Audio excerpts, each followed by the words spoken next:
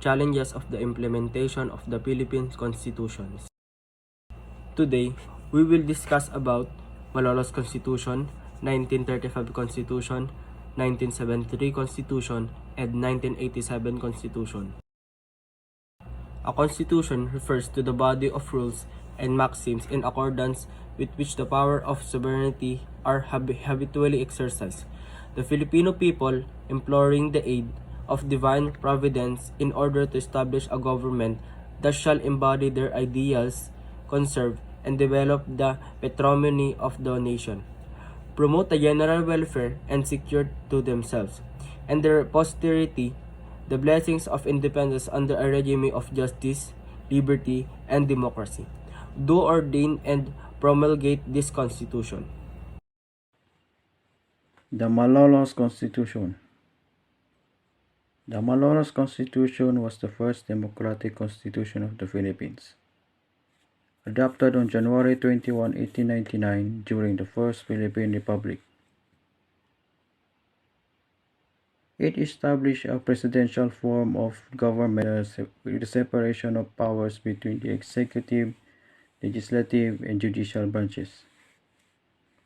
The Constitution recognized the principles of liberty, equality, and fraternity, and provided for the protection of individual rights and freedoms.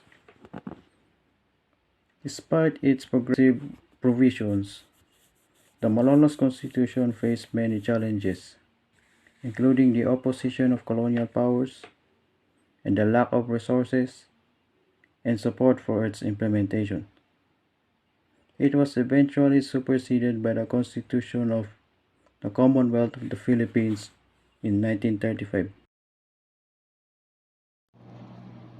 The 1935 Constitution featured a political system virtually identical to the American one.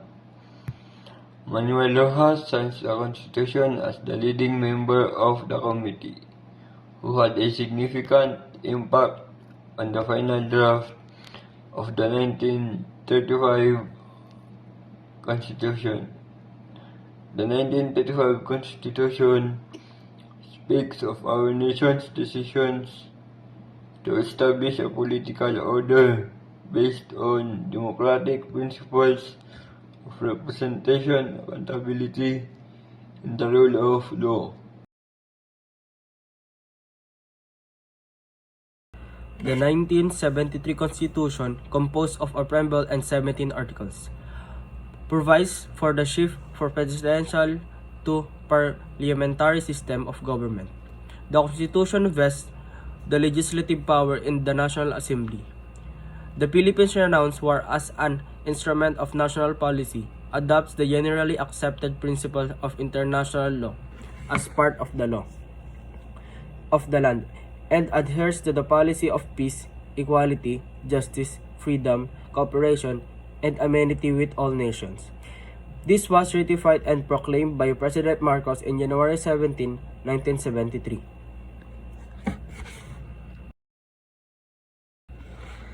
The three characteristics of the 1973 Constitution are: it is the first parliamentary system of government in the history.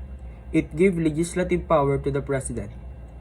The 1973 preamble is in contrast with the 1935 Constitution. 1987 Constitution. The 1987 Constitution established a representative democracy with power divided among three separate and independent branches of government: the executive, a bicameral legislature, and the judiciary. The preamble of the Constitution provides that we should establish a government which shall conserve and develop our patrimony. The Constitution, approved by the 1986 Constitutional Commission on October 12, 1986. The 1987 Constitution of the Republic of the Philippines was presented to President Corazon C. Aquino on October 15, 1986. Constitutions are the very foundation of every nation. It is the manifestation of the collective ideologies that make up a country's political and economical structure. It is a set of guidelines that regulates and controls the power of bestowed to the government and at the same promotes human rights and protection of its people. In the case of the Philippine Republic, the Philippine Constitution was a manifestation of the people's persistent effort gaining the independence that they wished for. It is this persistence that made the Filipinos gain their identity and sovereignty.